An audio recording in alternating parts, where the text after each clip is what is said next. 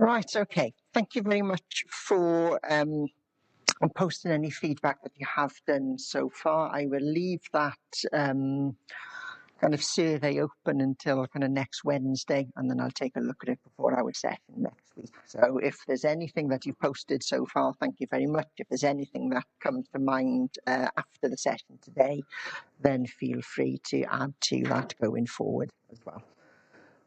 So welcome then to week 6 for the modules. I can't quite believe we're in the second half of the semester already. It seems to be going really quickly so far.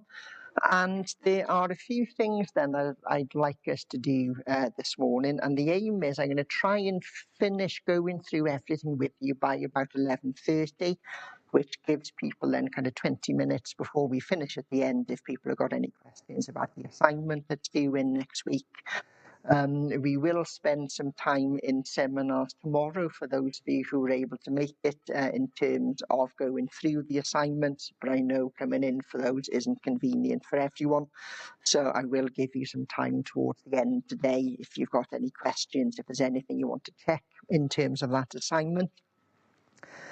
In terms of support for the assignment as well, I just wanted to say I haven't put it up on Canvas yet, but I will put on another online drop-in session next week.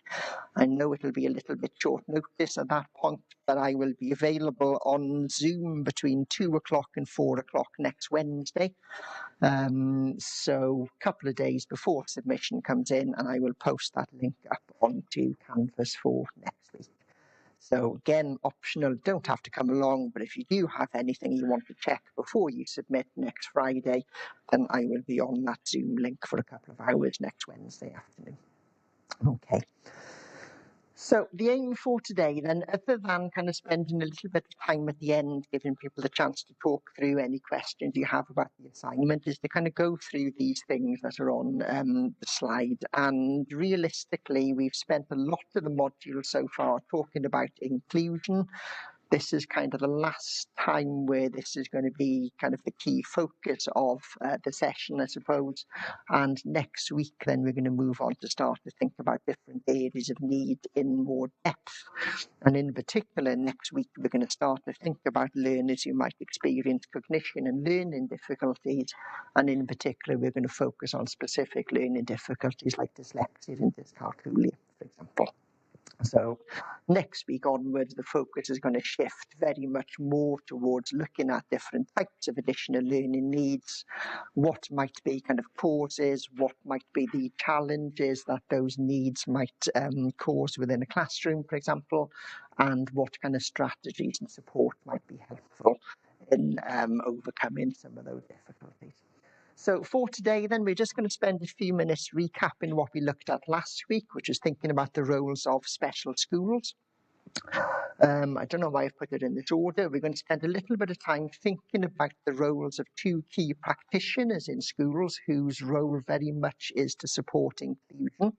Now, we're going to spend a bit of time today focusing on the role of teaching assistants. And then we're going to focus a little bit more in seminars tomorrow on the role of the ALECO, the Additional Learning Needs Coordinator role, which is a new role in Wales. And we're also going to spend a little bit of time this morning thinking about different examples of policy that have influenced practice globally, and in particular then focusing on Wales, as we have although it's not that new anymore, I suppose, we have the new ALN system in place, which started to be embedded in schools in 2021, and with the kind of transition was finalised on the 31st of August this year. So we'll think a little bit about what Wales is doing now in terms of supporting learners and why changes to the system were made. Okay. So last week then, we were thinking a little bit about that question in terms of, if we are thinking about inclusive education, is there still a place for special schools? Now, the week before, we'd looked at things like pupil referral units, for example, which were maybe focusing on supporting learners whose behaviour was challenging or maybe experiencing school anxiety, for example. And then last week, we had a look at kind of special schools and different types of support as well. we spent quite a bit of time during the session watching the first episode of the special school documentary on the BBC, focusing on Ysgol y Derry in Penarth outside Cardiff, which by today is the largest special school in the UK. It's currently based on over 5 different sites around Penarth, for example. When the documentary was filmed, I think it was based on kind of one site. So over the kind of the 4 or 5 years since that first episode was aired, it's now kind of taken over another 3 or 4 sites and kind of added that to its portfolio of support as well. And I think when we watched the video last week, all of us were quite positive in terms of what we saw. So looking back at some of the comments that people had last week, we talked about things like the learning environment, so the kind of physical buildings that were there. So everything that was kind of accessible to learners was on a single story, for example, so there was no stairs that needed access. We saw the wide walkways and corridors within the school.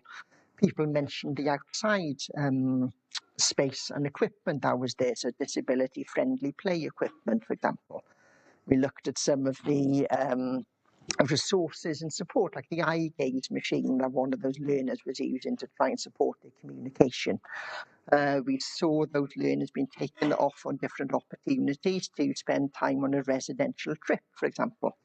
And we talked about quite a few things about whether those learners felt that sense of belonging, whether their needs were being met, whether they were supported, whether staff were adequately trained and engaged, for example. And I think it was Jonathan and Rowan last week, I think, came up with a really good comment at the end of the discussion in terms of, what it looked like those learners were being really well included when they were in that school. However, the key challenge was that those learners were still separate. So they were still being taught somewhere different. Okay, so I thought it was a nice way of summing that up. So we looked at Ysgol y Derry. We spent a very brief couple of minutes looking at Derwin College. So we said then learners with ALN, their kind of needs and their education doesn't just finish at 18 or 19. So you may have followed up looking at that Life Begins documentary, following John and his friends through their final couple of months in Derwin College, for example. And we talked again about the fact whether that was inclusive, because these learners' needs were being met to some extent. They were given different opportunities, similar opportunities that you would have had in terms of attending university, like moving away from home, living independently, studying courses, working towards employment, for example. However, again, this was still separate. And then we briefly mentioned the Camp Hill communities as well, which kind of took this throughout kind of the lifespan. And we mentioned there was a video that you may or may not have watched focusing on one of these in the Republic of Ireland in particular. And these were communities which were set up to support learners right throughout the lifespan with learning disabilities or disabilities. So some of these people living at these communities are in the 60s, 70s, 80s, for example. And again, talked about whether that was inclusive because their needs were being met within those communities. However, there was still that kind of separation of these communities from kind of so-called mainstream society. So that's kind of where we were last week, and we kind of finished off thinking a little bit about whether there were advantages or disadvantages for learners with ALN attending mainstream schools or special schools. Maybe it comes down to the type of need, maybe it comes down to the severity of the need, for example, and people are thinking a little bit about where learners might be best supported. Okay, so that's where we kind of got to last week. So this week then we're going to start off thinking a little bit about one of the most commonly used strategies to support inclusion in schools, which is teaching assistants. Now, many of you in the room may have been employed as a teaching assistant or had experience as working as a teaching assistant. I've been a teaching assistant in the past. I've worked with many teaching assistants in the past as well. And today, across the UK, there are 458,000 teaching assistants employed by schools across the country. Okay, so the vast majority in England, so just over 400,000 teaching assistants in England. We have, excuse me, I'm just reading the figures off, we've got 16,000 teaching assistants in Wales. We've got 17,500 assistants in Scotland. However, their title is different. In Scotland, these practitioners are known as pupil support assistants. And in Northern Ireland, we've got 23,000 classroom assistants. So different terminology, similar role. Teaching assistants, in the past been called learning support assistants, pupil support assistants in Scotland, classroom assistants in Northern Ireland, for example. And we've had a growth in the number of people working in these particular roles within education. However, there has also been kind of a decrease due to kind of cost of living and funding pressures in schools over the last couple of years. And these roles potentially have changed over time. So in the 1960s, for example, we started to see the growth of what was called welfare assistants in school. And realistically, these roles were a little bit more vague. Very much the role was seen, as was written at the time, as being that person who mopped up the sick, wiped up the snot, and put away the paint pots at the end of the session. So a very particular type of menial, looking after children focus to that role. During the 1990s, we saw a growth of what was kind of commonly known as mum's army in schools.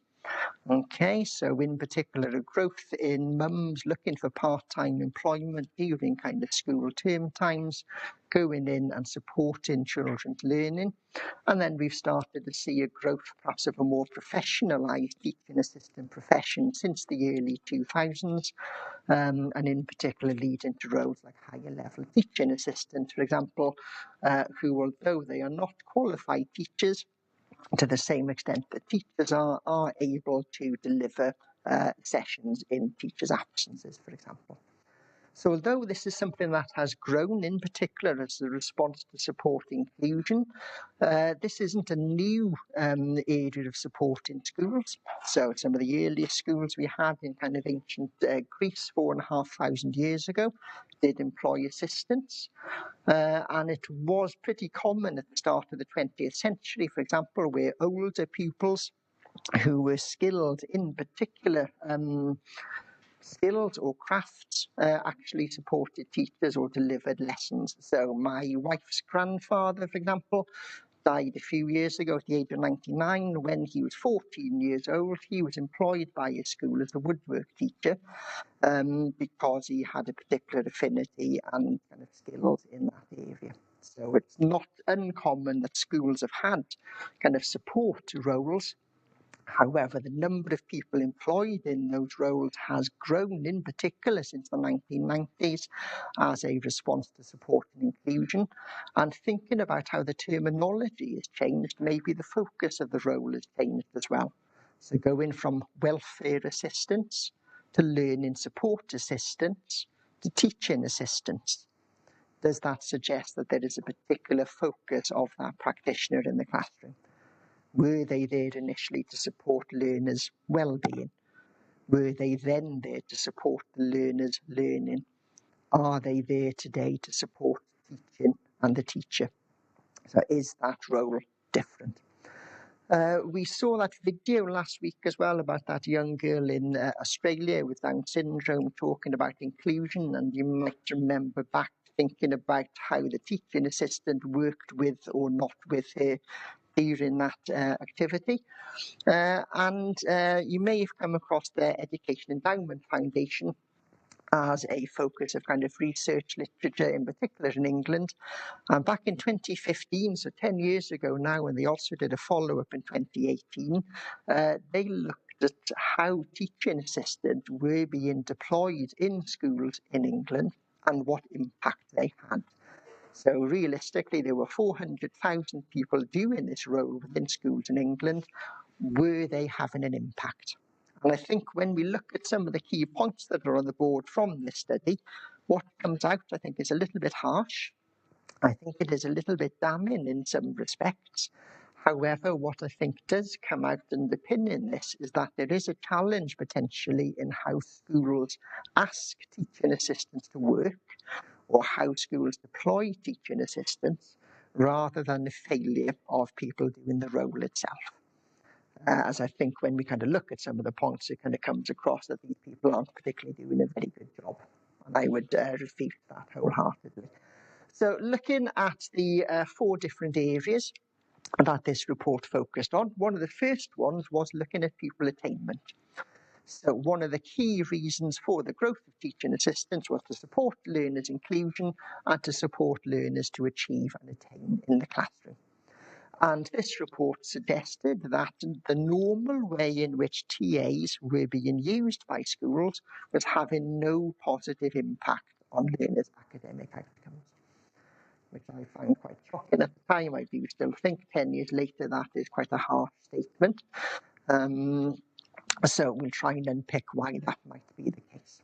Okay, so again, the typical deployment and use of TAs is having no positive impact, not the teaching assistants themselves are not having a positive impact.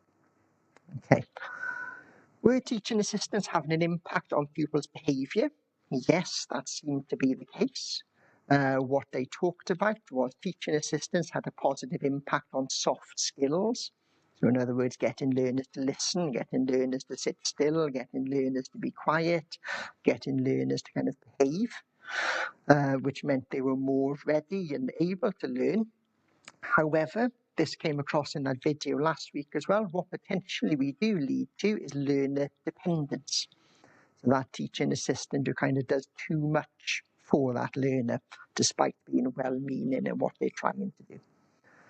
Do they have an impact on teaching and learning? So the report was a little bit more positive here, in that teaching assistants do help to reduce classroom disruption. It was having a positive impact on teachers' workload, on stress levels, for example. So teachers were able to kind of pass off certain tasks on to teaching assistants and kind of take it off their plate, which meant potentially they had more time in terms of kind of teaching and supporting learning. And then thinking about how schools very often deploy teaching assistants in the everyday classroom. And these were kind of the 3 key findings. So teaching assistants most of the time seem to be working with those learners who experience the most need, who were the most challenged or challenging, who were the most vulnerable. And what they tended to do was to try and support the learner, let's say, to engage with what the teacher had set them to do. Okay, so maybe that is what the challenge was as to why they felt TAs weren't having much of an impact on outcomes. Secondly, the TA role seemed to be more focused on task completion. Okay, so I am here to make sure you get that done on time before you go out to break, for example, rather than ensuring that you understand the task that you've been given. And thirdly, and I really do agree with this one, teaching assistants are not adequately prepared for their role in the classroom in terms of training, in terms of support, in terms of finance, in terms of pay, in terms of their status within the school, for example, in terms of how they are viewed by other professionals, in terms of how they are viewed by children and learners and families as well. And the key challenge they noted was teachers and teaching assistants didn't really have enough time to liaise with each other to kind of share feedback and plan together what they were going to do in the classroom. So what they found was it was pretty common that teaching assistants working with a learner in the classroom would be finding out what it was that their learners were going to be doing during a lesson at the same time as the learners they were working with. So it didn't give them time to prepare. Equally, didn't give them time to feed back to the teacher. Okay, so I would argue, for example, that in the classroom, maybe we see the teacher as being the expert in terms of teaching. However, the teaching assistant is far more likely to be the expert in supporting the particular learner or learners they are tasked to work with. Do they have the time and the opportunity to feed back their thoughts to the teachers as well? So just as an example, Just as I was finishing working in kind of schools with school-age learners, the unit that I was working in was being kind of shut down, and staff at the unit, myself included, we were asked to kind of work as teaching assistants to support some of those learners going back into mainstream school for the first time. The particular learner that I was supporting, I worked with him in every particular lesson during the secondary school day. I would follow him about during the school day. And after about 6 weeks of being there was a big staff meeting about this pupil, thinking about what they needed to do to support him and meet his needs, and what was going well and what was not going quite so well. There were 85 teachers in that school. Only 10 of them actually taught him. All 85 teachers were asked to go to this meeting to discuss this particular pupil. The only person that wasn't asked to go to the meeting was me, as the teaching assistant, who saw him in every single lesson with every single member of staff, and knew better than anyone else, I would say, in the school, how we behaved with different people, how we behaved at different times of the day. Yet, in my role at that time, my view was not seen as being appropriate or needed. So there are challenges that teaching assistants face. Okay, so what we're going to do briefly this morning, and we'll kind of pick this up in seminars tomorrow as well. Many of you have kind of said that you've had experience on placement in school, or you've worked as a teaching assistant in school, or you're hoping to pick up some teaching assistant work in schools in particular before you apply for teacher training, if that's your next step going forward. What I'd like you to have a think about this morning for a few minutes are the 3 questions that are on the board at the moment. So we've got, about 450,000 people working as a teaching assistant, classroom assistant, pupil support assistant in schools across the UK and Northern Ireland. If you were a learner in the classroom, what do you think might be the advantages and disadvantages of being taught by a teaching assistant? And this could depend very much potentially in terms of how that teaching assistant works with you. So is this a teaching assistant who is perhaps your teaching assistant and works with you full time? Are there particular advantages or disadvantages? Might that be different if you are one maybe of a group of 5 or 6 learners in a classroom that a single teaching assistant works with together as a group? Might there be different advantages and disadvantages if you're in a class of 30 learners in a primary school and there is a teaching assistant who works with the whole class? So what might be the advantages and disadvantages of being supported by a teaching assistant? Second question, do you think teaching assistants help or hinder inclusion? So by you being in the classroom and working with a learner or groups of learners, do you support their inclusion, or do you actually get in the way of inclusion? And final question, how might schools best use teaching assistants? Okay, so first 2 questions may be a little bit more straightforward to think about than the third one. The third one potentially is expecting some level of experience in schools, perhaps to better answer that question. So let's see how we get on with the first 2 initially. So if you are a learner who needs support in the classroom for whatever reason, what might be the advantages of being supported by a teaching assistant? What might be the disadvantages of being supported by a teaching assistant? Do you think teaching assistants help learners' inclusion, or do they actually hinder it and potentially get in the way, despite being well-meaning? And how might schools best use or deploy or ask teaching assistants to work to meet learners' needs? Okay, and again, there is no right or wrong answer in terms of any of these. Realistically, the only reason I'm picking up on this point today is potentially this might be something that people pick up on in their assignment for next week. So a number of people have been in touch and have asked whether they can talk about experiences they've had in schools, and the answer is very much yes. This may be something that you have experienced that you could pick up on if you want to. So I'll give you 5 to 8 minutes or so. What are the advantages and disadvantages of being supported by a teaching assistant? Maybe does it depend upon whether it's an individual teaching assistant, a group teaching assistant, or a whole class teaching assistant? Do teaching assistants help support inclusion, which is very much the purpose of their role, and influence the drive to employ tens of thousands of more people in this role in schools? Or actually, do they get in the way of inclusion? And then, do you have any ideas as to how schools might best use teaching assistants or ask them to work to best meet learners' needs? Okay, and I'll give you a rest for my voice for the next 8 minutes or so.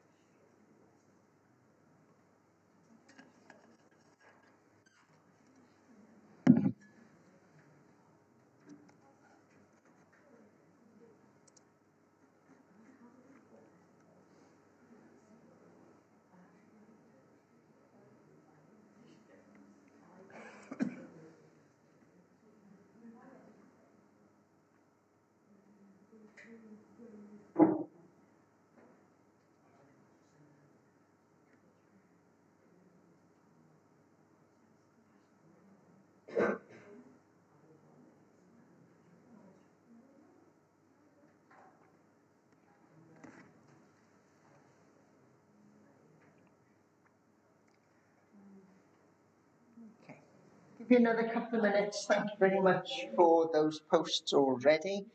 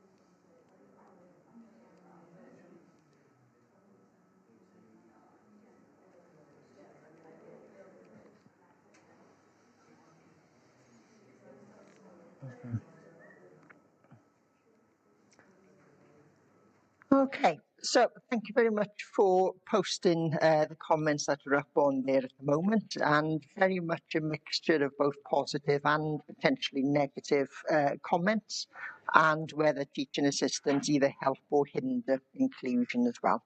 So just picking up on a couple of points as we go through. So thinking about the positives, for example, people have talked about that maybe the teaching assistant can help to tailor information, tailor resources to meet that learner's needs. They can help that learner feel valued, maybe creates a safe space for that learner. So they are kind of a safe, significant other that learner works with. It helps their engagement. Potentially helps children and learners to stay on track and not fall behind. So maybe thinking about one of the comments in the EEF there in terms of kind of supporting task completion. However, maybe the person that kind of translates what the teacher has kind of said to the level that the learner, that they understand it as well. So maybe they do support that understanding. Potentially another advantage can help the student to engage with the class better. Maybe we've got teaching assistants working with a learner or a group of learners, potentially because they're working at a different pace. Maybe that would mean the teacher kind of stopping and starting the lesson, which becomes disjointed for others. So maybe they can kind of support those learners working at a different pace to the rest of the class. And I think this is a nice point as well. TAs can help any pupil in the class. Okay, so very often we think about, and this is a negative that somebody's put up on the board as well, very often we see a teaching assistant being assigned to an individual person. So that is John's teaching assistant. Potentially teaching assistants might be there to support all learners in the class who need that support at different times. So thinking about potential disadvantages then.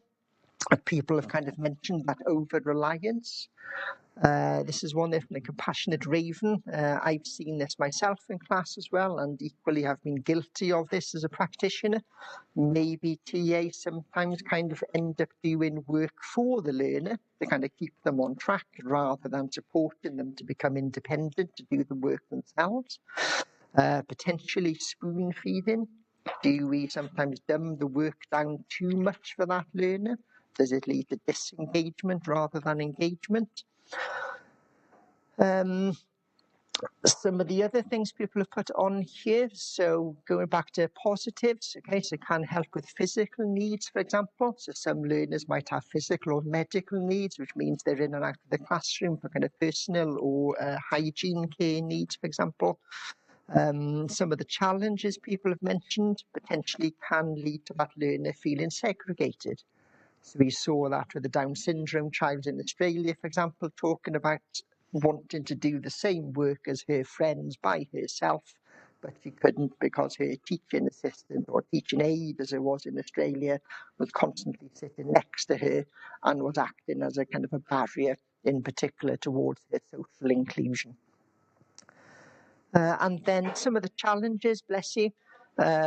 So people have mentioned within the classroom, maybe the teaching assistant lacks qualifications, very much a lack of status, very much a lack of pay. And whether people help or hinder, I suppose there are a range of different arguments that people have come up with. Maybe it depends on the learner and how they're asked to work with them. But there is kind of a mixed bag that comes from there. So maybe I think this one from the Creative Panther is a really good point. Okay, maybe they hinder inclusion because they create that social barrier. But as other people have said, maybe what they do is support academic or engagement within the session because they can tailor the work to support that learner's needs better. Okay, so thank you very much for sharing those. Some really good points raised in terms of those. Now, going back to what the Education Endowment Foundation mentioned, so they revisited their research a few years later, and they came up with a number of different recommendations as to how schools might best deploy teaching assistants. And I think some of these did come through to some extent of what you'd posted just then as well. So, key thing they mentioned, the first recommendation, teaching assistants should not be used as an informal teaching resource for low attaining pupils. Now, I would say this is very common in schools. Teachers tend to work with those learners who behave the best and perhaps are the most academically able, whilst those learners who maybe are more vulnerable, more challenged or more challenging tend to be supported by the teaching assistant. Should that actually be the other way around? Okay. Teaching assistants should be used to add value to what teachers do rather than replacing teachers. Okay. Use teaching assistants to help pupils develop their independent skills. So a challenge that many of you noted, those learners may become independent upon their teaching assistant. The teaching assistant spoon feeding and doing the work for them. Maybe how they should be asked to work is to support those learners to become independent learners. Key one, a number of people mentioned this, ensure teaching assistants are fully prepared for their role in classrooms. Okay, now this could be in terms of time, this could be in terms of pay, this could be in terms of status, it could be in terms of qualification. So realistically, to become a teacher, as we look at later on, you need a degree in any particular subject, depending upon the type of teacher that you want to be. You need a minimum of 5 GCSEs from A star to C as well, and those should include English, maths and a science. Realistically, the entry requirements to be a classroom assistant are 0. So there are no such kind of entry requirements or minimum requirements for a teaching assistant in terms of qualifications. So potentially we have some of the least qualified people, the least paid people, the people with the least status in the school being asked to work with those learners who are the most vulnerable, need the most support and potentially are the most challenging. Okay, so we need to ensure that teaching assistants are fully prepared for their role in the classroom. Okay, now I can remember working in schools thinking about inset days, for example. Teaching assistants very often weren't invited to inset days because they didn't get paid to be in school on the days that learners aren't there. Very often schools have twilight kind of after school CPD sessions. Again, teaching assistants don't get asked to go to those because they stop being paid once the learners leave at the end of the day. Okay, so we've got a group of practitioners who are missing out on development opportunities. Fifth recommendation, maybe what we should be asking teaching assistants to do is deliver high quality, one-to-one and small group support using interventions. And we will look at this in a couple of weeks' time when we're thinking about how we might support learners with dyslexia or learners with autism in the classroom, for example. And they also suggest that what teaching assistants are delivering should be supported by evidence. Now, one of the things I think we're quite guilty of in education is doing things without really having evidence as to whether they work or not. So working up in North Wales a few years ago, for example, Bangor University did a piece of research asking schools what interventions they use to support learners with their literacy and numeracy. And that found that across schools in North Wales, they were using 154 different interventions between them to support learners' literacy and numeracy. Only 3 of those had official evidence that they actually worked. Okay, so if we're asking teaching assistants to work in a way to deliver something to support learners, what we should be confident is that those things are beneficial. And there should be evidence to support that they work, rather than, well, the school up the road have used this and they said it went okay, so we're just going to use it as well.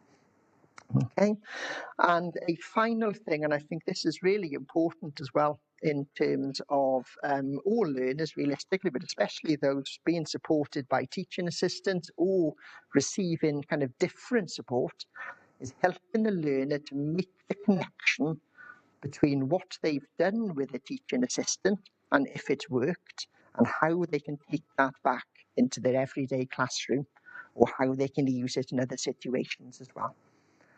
So again, thinking about dyslexia next week and the week after, there are all sorts of different interventions and support strategies we look at. What a lot of the research tends to show is that they work very well in that particular context, but the learner very often doesn't realise or recognise that they can take that spelling strategy that they've done with the teaching assistant today and use that in other lessons when that teaching assistant isn't there.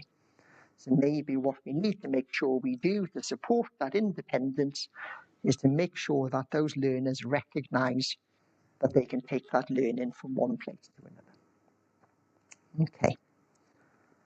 So we're going to move on in a second. So as I said, the reason why I was kind of going over that today, potentially there may be something in there that's useful for you in terms of that assignment that's coming in next week, in terms of what you've experienced, what you've seen in terms of how learners are included within schools. Okay, and a number of people, as I said, had mentioned that they were going to talk about teaching assistants as kind of a role within that assignment. So we're going to move on a little bit then for the rest of the session this morning, and we're going to start to think a little bit about some examples of legislation and some examples of policy, and in particular think about policy and legislation in Wales as we move forward. Now, realistically, that there's nothing necessarily that what we're going to talk about in this next section that you have to put in the assignment for next week. There may be something that you might find useful that goes in it somewhere, but realistically, we did say for the second piece of coursework, one of the options that you've got, which comes in December, is thinking about how legislation in Wales is impacting upon learners or not. So realistically, what we're going to look at, the next bit, might be more appropriate or more relevant to that one. Okay, so what we're going to look at then, as I said, are some different examples of policy, different examples of legislation which impact upon how schools do and deliver education, and in particular how they support learners with ALN, SEN or disabilities, for example. And what we'll tend to see is that there is a range of different policies and legislation. Some of them are international.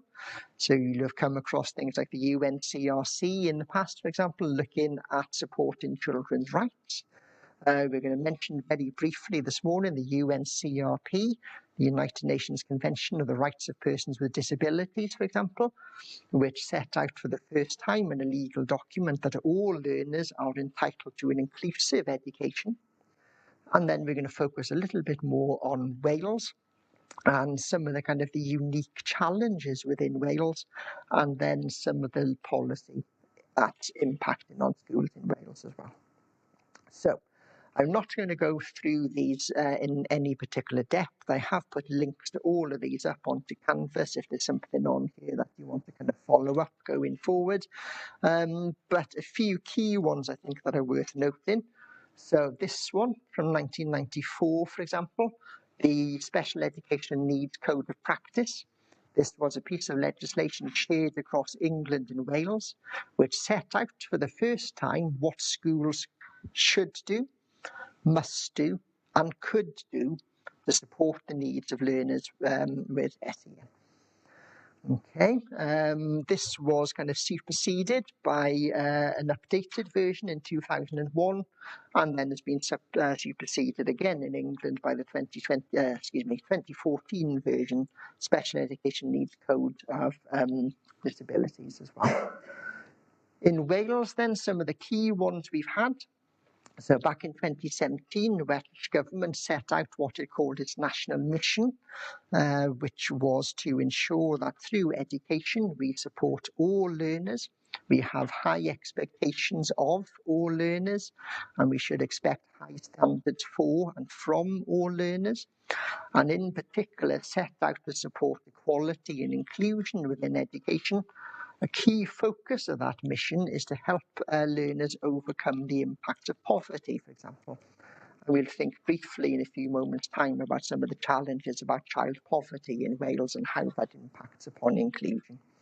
And then more kind of ALN specific, the two key ones that have influenced what schools in Wales are doing now and what schools in Wales will do going forward is the rather long-winded title, the Additional Learning Needs and Education Tribunal Wales Act, which came into legislation in 2018.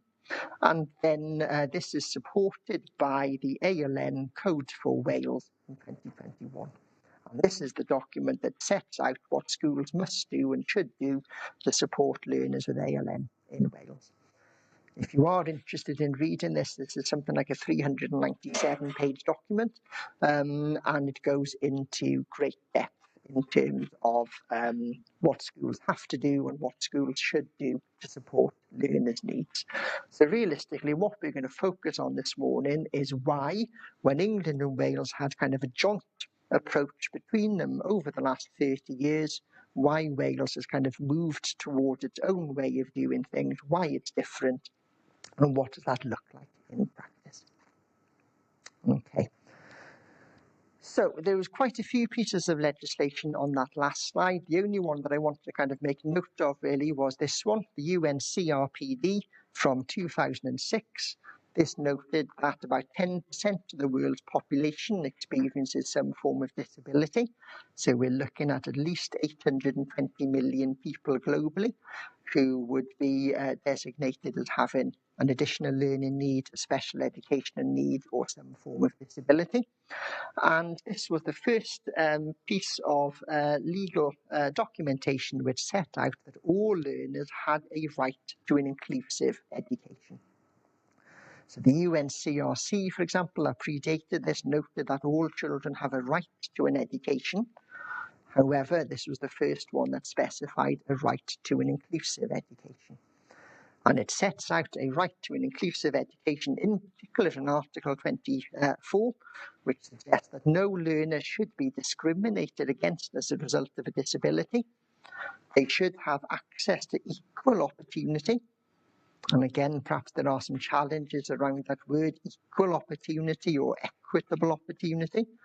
So equal tends to mean the same opportunity. So should they have the same opportunity as others, or should they have equitable opportunities? Okay, so similar levels, but different maybe. And it also noted that these rights to an inclusive education were across that kind of lifespan as well. So early childhood, primary, secondary, and kind of FE college as well. Okay, so key challenge, as we've seen multiple times over the last few weeks, sets out that all learners are entitled, they have a right to an inclusive education, but doesn't define it. And as a result of not having that definition, as we've said, what we tend to have is different countries, different sectors, different settings interpret this differently. And because this can be interpreted differently, then maybe this leads to inconsistencies in practice. Okay. We've looked at many different definitions of inclusion. I think we've looked at 5 or 6 before now. Final one I'm going to show you today, and then I'm not going to talk about it again. This is a definition from the United Nations in 2016, and there's a few things I think that they talk about which links to other ones that we've mentioned in the past. Okay, so they talk about being a process of systemic reform.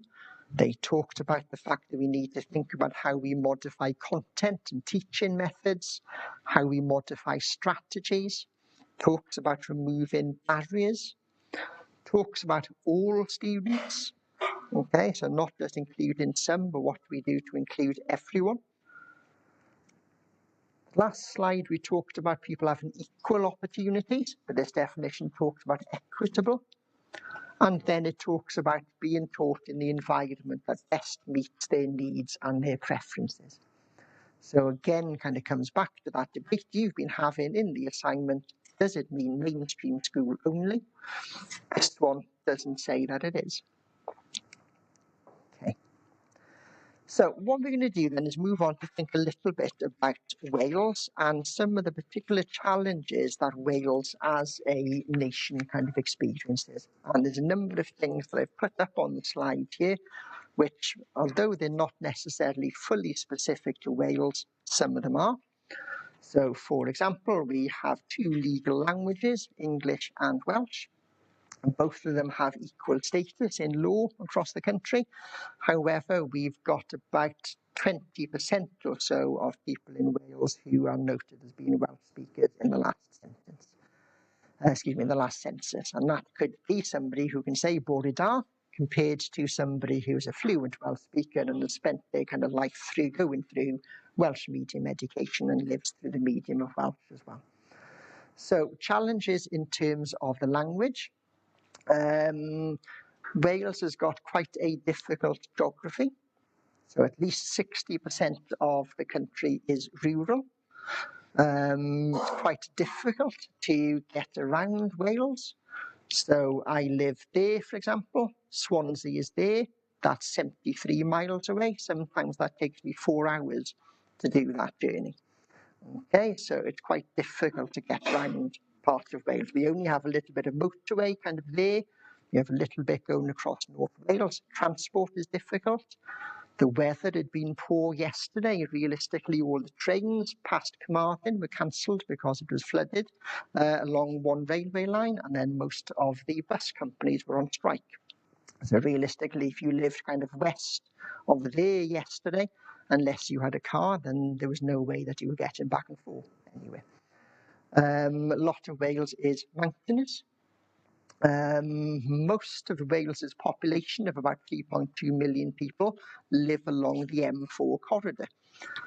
Okay, so about 80% of the Welsh population lives kind of between Swansea and Newport, with pockets of populations of Wrexham up in northeast Wales and the areas around Bangor and different bits of Anglesey, for example. A lot of Wales is kind of coastal. And what we tend to see in a lot of coastal communities is what they call hollowed out coastal communities. Okay, so different communities, for example, which have become increasingly popular as tourist destinations. So some of you might recognise kind of Tenby Harbour on that picture, for example. So tourism, really good thing in terms of bringing jobs and money into Wales, for example. However, very much a kind of summer occupation. So are there challenges in terms of access to jobs in parts of Wales? What we've also seen in particular kind of across the west coast of Wales, from Pembrokeshire right up through Ceredigion into Gwynedd, for example, has been a rise of second home ownership, also the rise of Airbnb properties. Okay, so the local council in Gwynedd, for example, trying to ban new Airbnbs being set up in the local authority because there is a lack of housing for people who want to live there full time. It's led to kind of increased house prices. It's led to families moving away because they can't afford to live there. It's led to less permanent populations living in certain parts of Wales, which means the local authority get less funding to provide services. It has led in places like Ceredigion and Pembrokeshire, for example, to rationalisations of schools being shut down because pupil numbers have decreased because families can't afford to live in the area anymore. We've also seen growth in kind of Welsh medium populations living in places like Cardiff, for example, which never had a strong Welsh language culture. So people moving away from kind of Gwynedd in northwest Wales in particular to work in Cardiff area, starting to see an increase in Welsh medium schools. So there are all sorts of challenges in terms of kind of the geography and the demographics of Wales. Okay, we've seen a massive decline in traditional industry. Okay, so the last kind of remaining coal mine in Wales is still kind of, I think, just about running. It employs about 40 people today. However, many thousands of people lost their livelihood when the majority of the mines shut down in the 1980s. And research by the Bevan Foundation showed this year, for example, that some 40 years later, high quality jobs have still not been provided in those old mining communities. So there's been a loss of traditional industry. Those jobs have never been replaced. And one of the key challenges that Wales has as well is in relation to poverty, in particular in terms of relative poverty and in particular in terms of levels of child poverty. Okay, now when we're talking about poverty, there's all sorts of different types of poverty we might be talking about. Okay, so when we're looking at absolute poverty, we're talking about people who earn less than $2 a day, for example. So we're not talking about people in Wales living in absolute poverty. In kind of the same way, we might be talking about children living in absolute poverty in kind of Kaibiria Shanti settlement in Uganda, for example. But we are talking about nearly 25% of all children in Wales growing up in relative poverty. And relative poverty stands for families who earn less than 60% of the average weekly wage. Now, I made a note of this morning because I can never remember. The average weekly wage in England is £767 a week. The average weekly wage in Wales is £674.50. So people in Wales earn on average less than people do in England. And to live in relative poverty, this is a family who earns less than 60% of that. So this is a family who are trying to survive on £402 a week worth of income.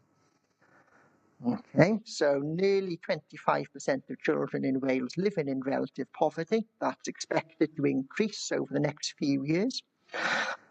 We've also seen a growth in pensioners living in poverty. And despite the fact that relative poverty is being reduced in many parts of the UK, in Wales it's remained stubbornly high.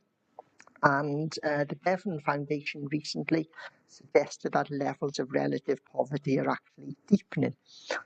The Trussell Trust, who you might have heard of in terms of organisation providing food, for example, to impoverished families, talk about the fact that in Wales, food bank use has risen by 61% since 2019.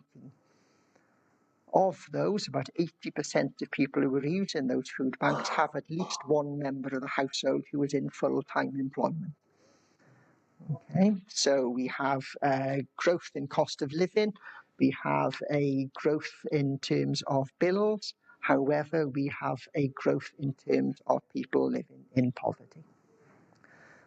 Okay, and in terms of poverty, then there are all sorts of impacts in terms of that. Now, one of the things we mentioned last week was schools being kind of measured on how many children get 5 A star to C grades at GCSE. In Wales, the average is 68% of learners will get 5 A stars to C at GCSE. I think that compares to about 73% in England, for example. However, when we're looking at those learners who may be living in poverty, those children in Wales who are entitled to free school meals, the proportion of those learners who achieve 5 A stars to C at GCSE drops to 40%.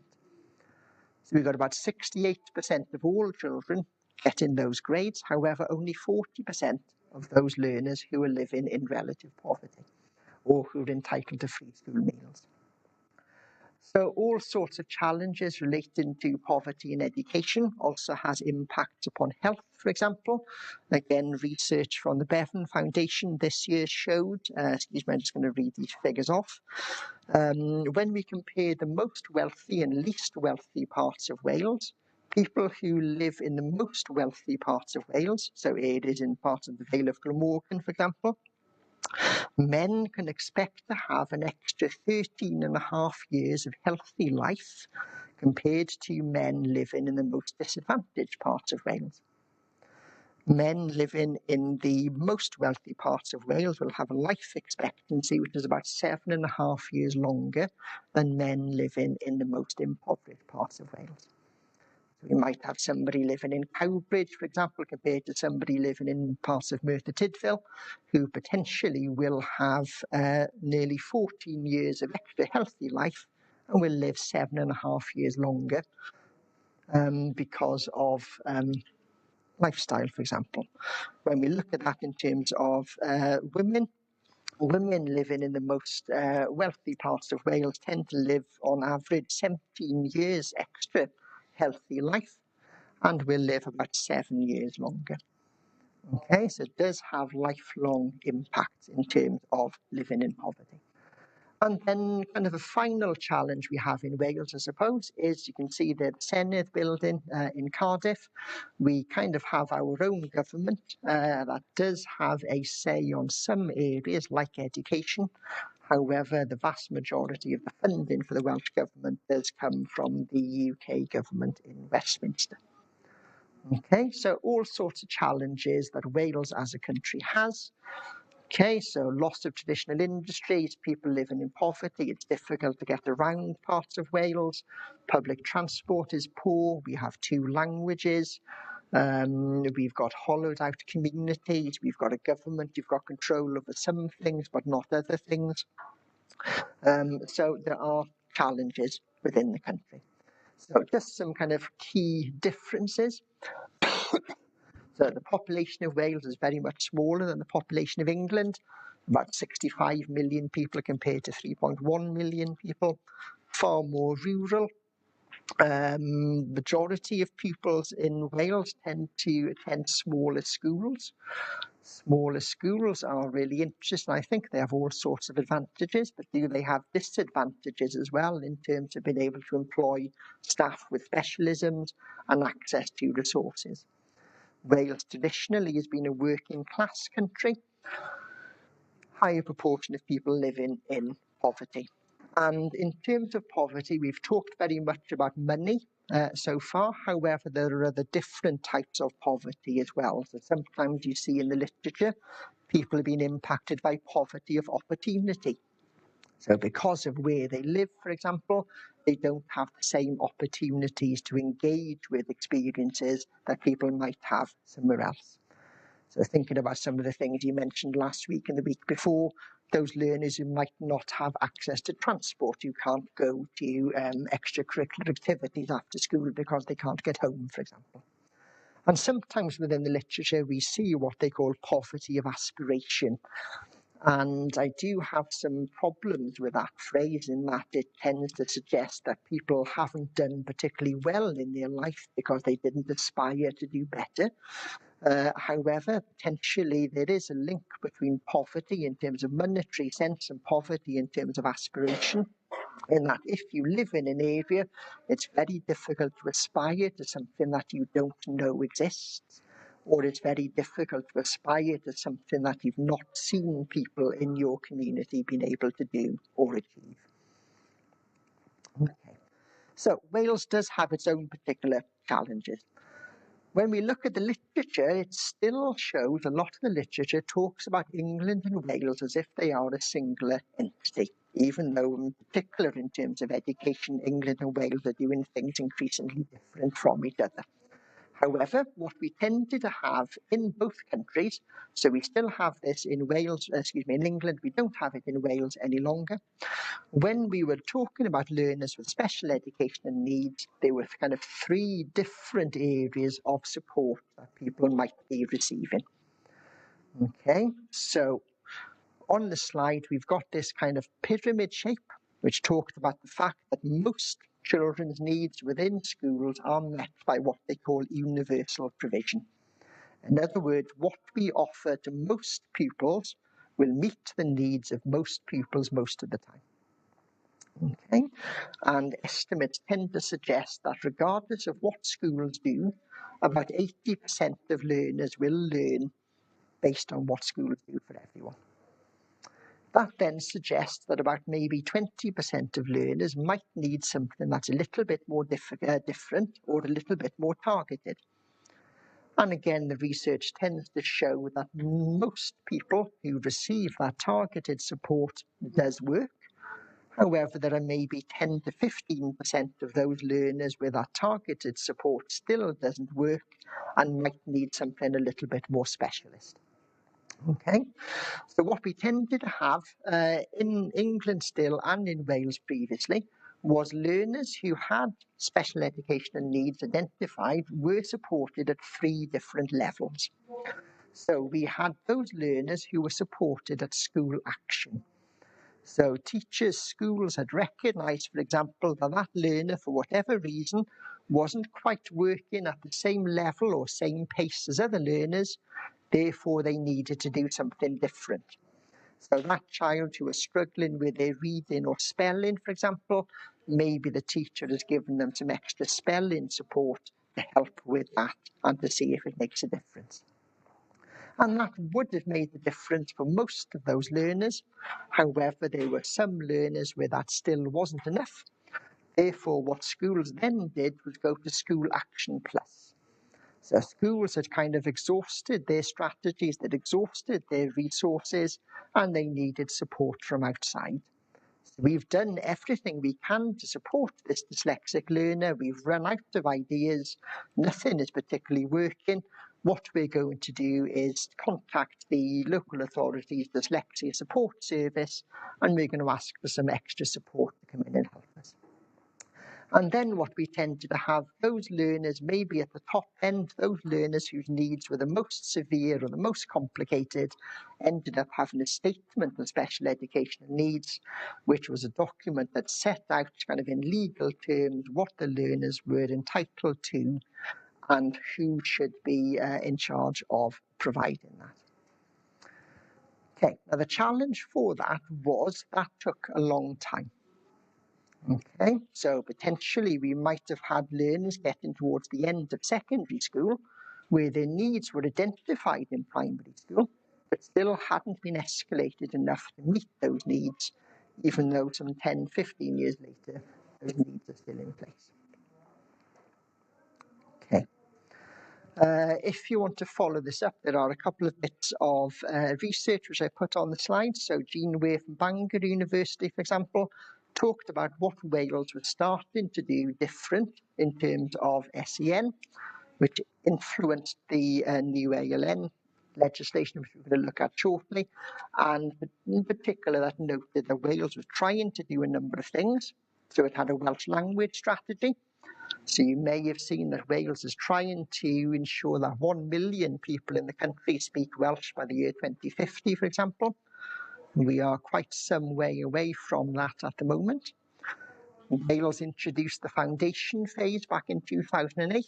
So children learning through play-based opportunities up to the age of 7, for example. When we think about England, we have foundation stage, which stops at the age of 5.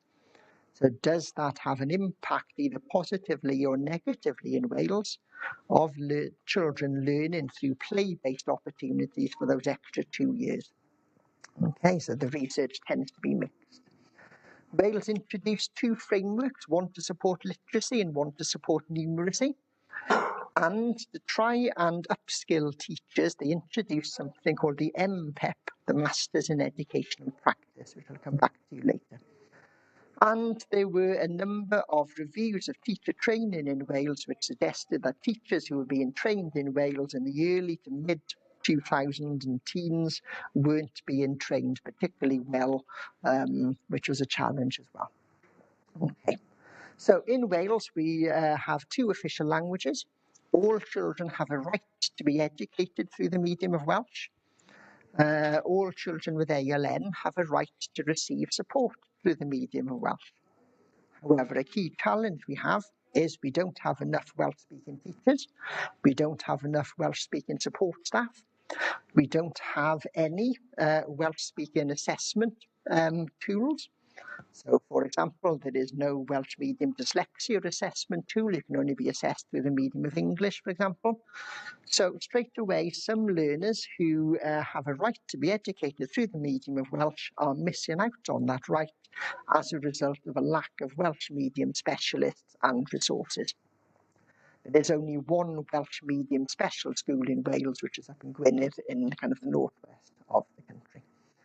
And what we tend to have is learners, for example, attending Welsh medium primary schools, needing extra support, and they or their parents choose for them to leave Welsh medium education because that support might be missing when they go on to that next step.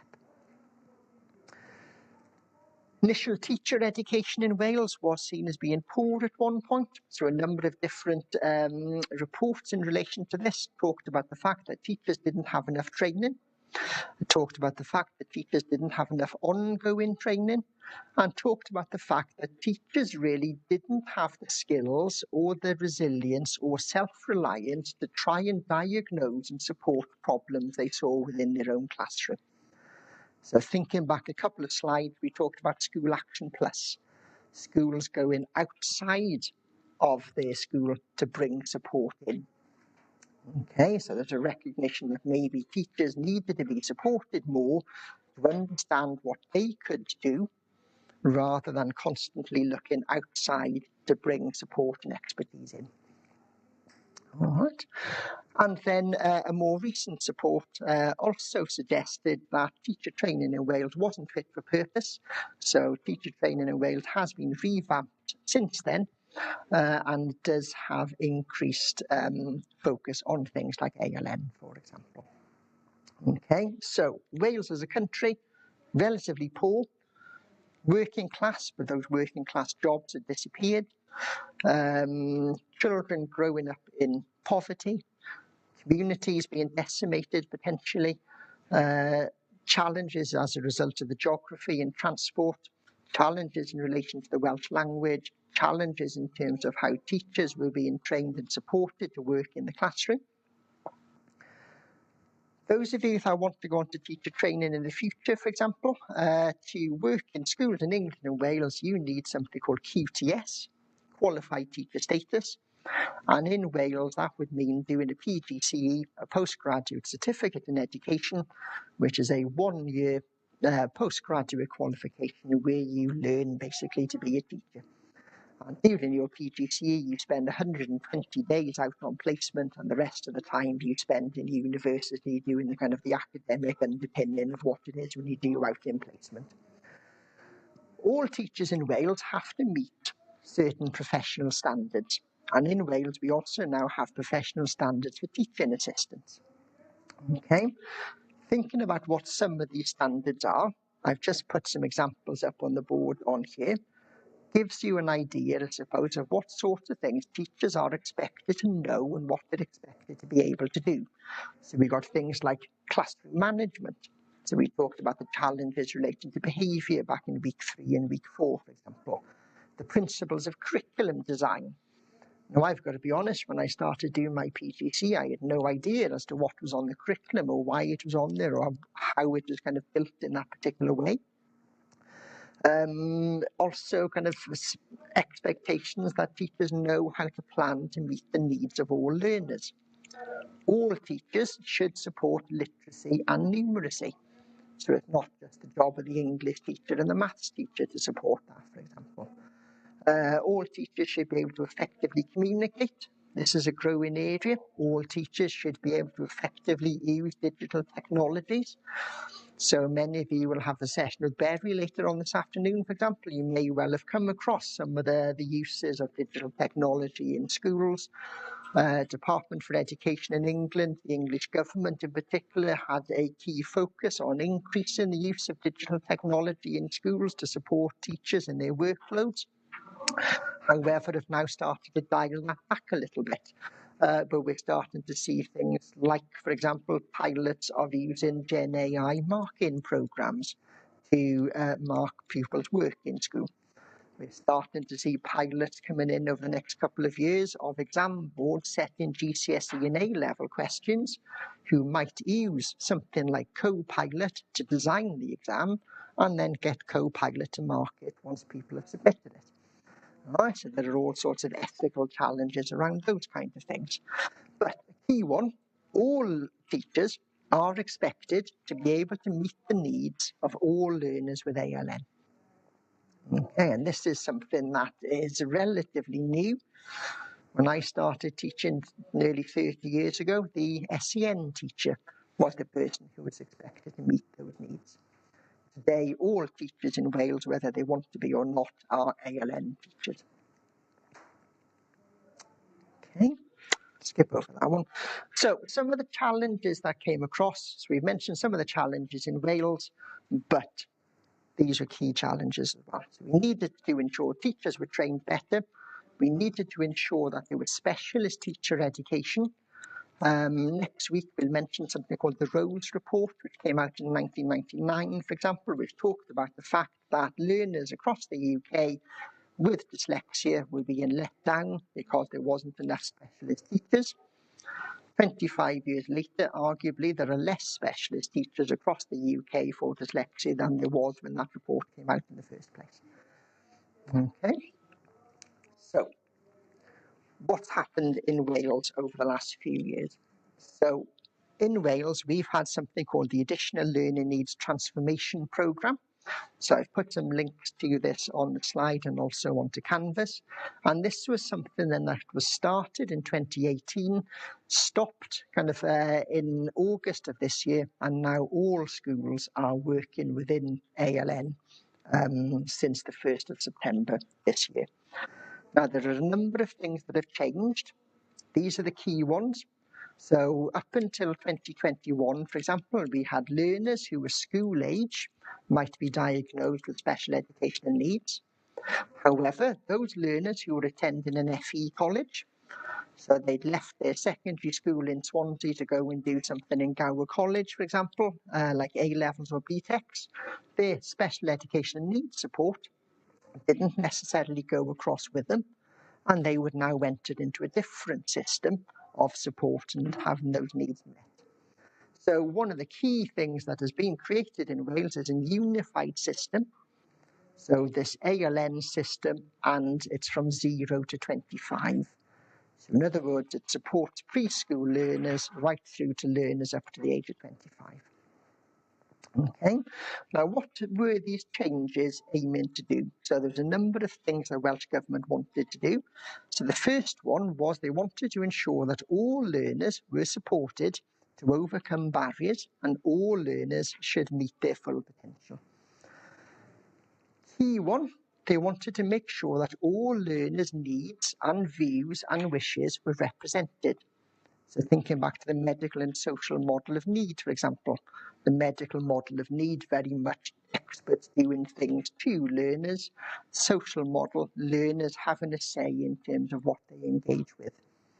Okay, and a key feature as well, very much in terms of identifying needs early and putting effective support into place early and monitoring to ensure that that support was working.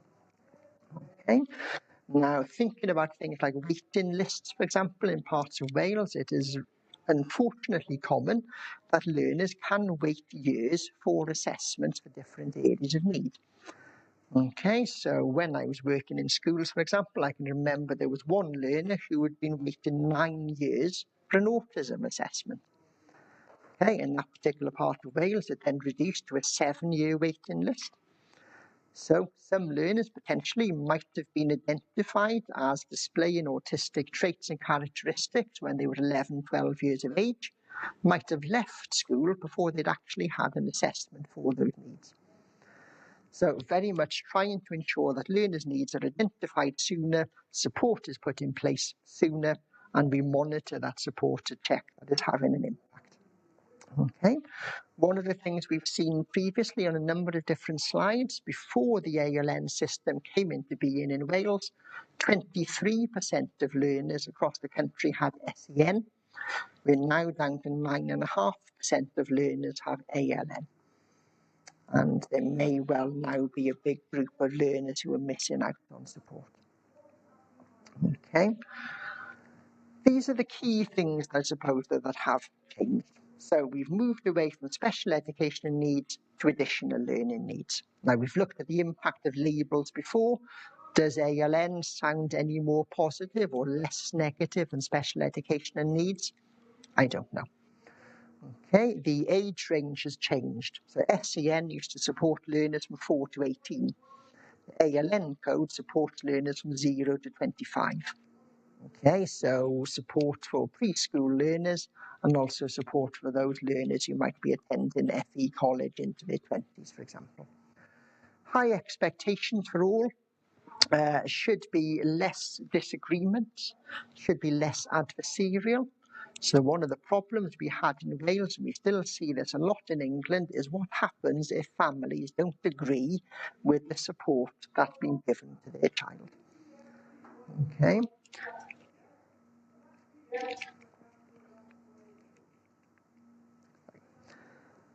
Mentioned earlier on that one of the challenges was whether teachers had enough training. Something that Welsh Government has introduced, and this has been taught for the last 5 years now, is something called the National Masters in Education. So this is a programme, it's the first of its kind globally, bless you, where all of the universities in Wales came together to write and teach a programme to support teachers. And there are 4 different routes that teachers can do. One of them is an additional learning needs route.